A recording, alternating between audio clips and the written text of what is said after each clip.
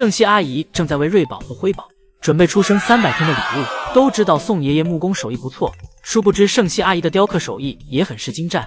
福宝小时候过万圣节视频南瓜灯笼就是圣希阿姨雕刻的。江爷爷还曾称赞圣希阿姨为宝家雕刻家。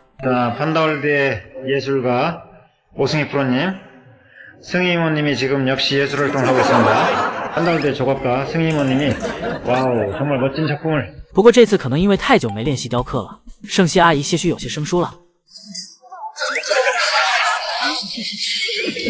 不过圣希阿姨很快就找到了手感。经过圣希阿姨一阵鬼斧神工，一个由胡萝卜雕刻而成的300字样便完成了。另外，圣希阿姨还准备了3根竹笋。之后，圣希阿姨拿着自己亲手雕刻的胡萝卜来到了园区，将胡萝卜送给了瑞宝和辉宝，并对其说了许多祝福的话。瑞宝和辉宝2个小家伙吃得津津有味。不过照爷爷们和圣希阿姨这样经常以人类的吃饭的方式对姐妹俩进行培养，瑞宝辉宝长大了，他都快会用筷子了。胡萝卜吃差不多后，圣希阿姨给姐妹俩又递上了竹笋。圣希阿姨很是细节，挑选的竹笋没有宋爷爷那样一点也不考虑瑞宝和辉宝能不能啃得了，总是挑着最大的给姐妹俩。而圣希阿姨挑选的竹笋，姐妹俩吃着就很合适，不大不小，拿在手中刚刚好。而正所谓孩儿的生日妈的苦日，虽然今天不是姐妹俩的生日，但是圣希阿姨在给姐妹俩庆祝的同时，也没有忘记爱宝。圣希阿姨将刻成3的字样的胡萝卜拿来给了爱宝。不过这个胡萝卜片对爱宝来说空有仪式感，根本填不饱肚子，爱宝2口就没了。在视频最后，圣希阿姨怕粉丝们怀念江爷爷和宝家玩耍的样子，还偷偷录制了江爷爷在房间扮演猴子的姐妹俩演整的样子。宝家论整活儿还得数江爷爷，还是江爷爷最有节目。圣希阿姨快劝劝江爷爷回一线吧。直到看到江爷爷在节目中不加掩饰的大方展示自己的中文水平，并在节目中夸赞我国时，我才明白江爷爷对中国的喜欢和情谊都是真的。音也很重，但是能听出女嘉宾的这句中文很真诚。本来是录制福宝的节目，一下变成看谁的中国话标准更高。江爷爷还在节目中介绍到自己的中文就是从中国学习的。之前还有粉丝考补出了江爷爷之前在中国学习中文时的合照，这也证实了江爷爷之前真的来中国进修过中文。那时江爷爷的发量还很是茂密，而按时间计算，马上福宝隔离就要结束了，而江爷爷也早已期盼来中国了。而且这次来江爷爷既不用工作，也不用学习，完全没有任何的负担，而是真真正正的以游客的身份来参观玩耍。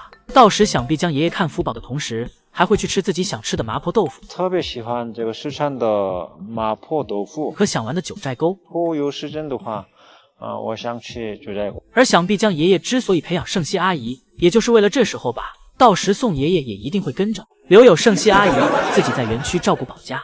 而等圣希阿姨反应过来时，江爷爷和宋爷爷已经置身在中国。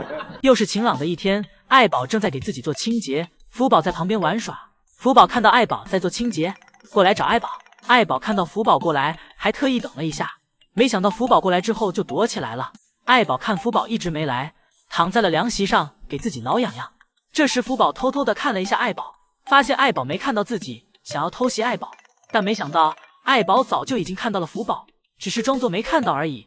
以为偷袭成功的福宝冲了过来，没想到爱宝早就准备好了，对着福宝的冲刺就来了一个爱的抱抱，化解了福宝偷袭的同时，还抱住了福宝软软的肚子。2只熊猫就这样陷入了乱斗中，爱宝一直抓着福宝不让他走，福宝一直想要挣脱爱宝，好不容易跑掉了，福宝对着爱宝就来了一口，没想到爱宝虽然躺着，但是身体是真的很灵活，一下子就闪开了。看到自己欺负不了爱宝，郁闷的福宝来到了一边，看到了一棵大树，想要爬上去乘凉，结果淘气的爱宝直接坐了起来，把刚准备爬上去的福宝拉了下来。这下福宝生气了，打也打不过，跑也跑不过，气得福宝躲到一边生闷气。很快福宝就看到了大树另外一侧也有可以爬上去的地方，他迅速爬了上去，并且观察爱宝的动作。没想到爱宝对他无动于衷，丝毫不关心他在干什么，气得福宝又一次爬了下来，跟爱宝再度打闹起来。可能是天热的原因，爱宝靠着树干不肯动弹，双腿岔开，怀抱树干，一直在看着福宝折腾。福宝想要爱宝陪自己玩，在多次打闹之后，爱宝还是坐在凉席上不肯下来。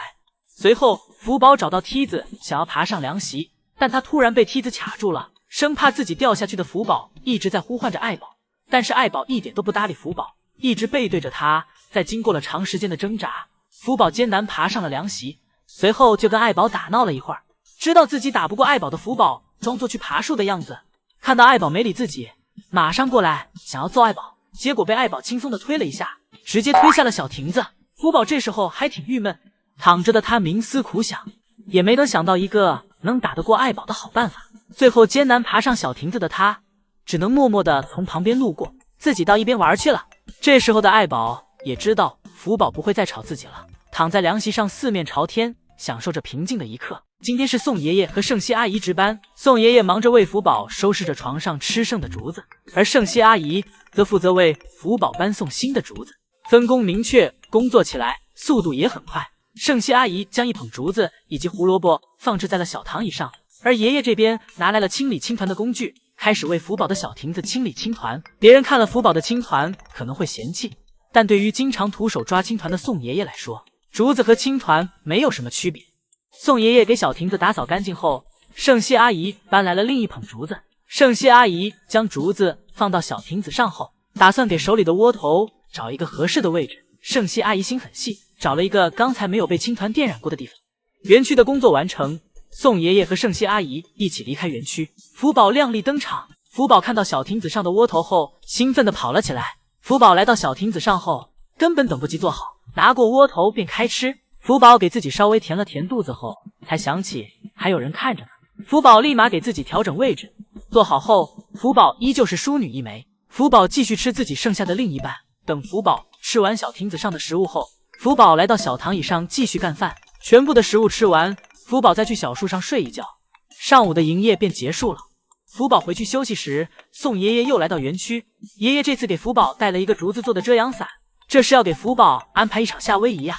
一会儿，福宝坐在小躺椅上享受着日光浴，爷爷想想都开心。爷爷拿着竹伞对着小躺椅进行测量，矮了容易挡着福宝，高了又达不到最好的效果。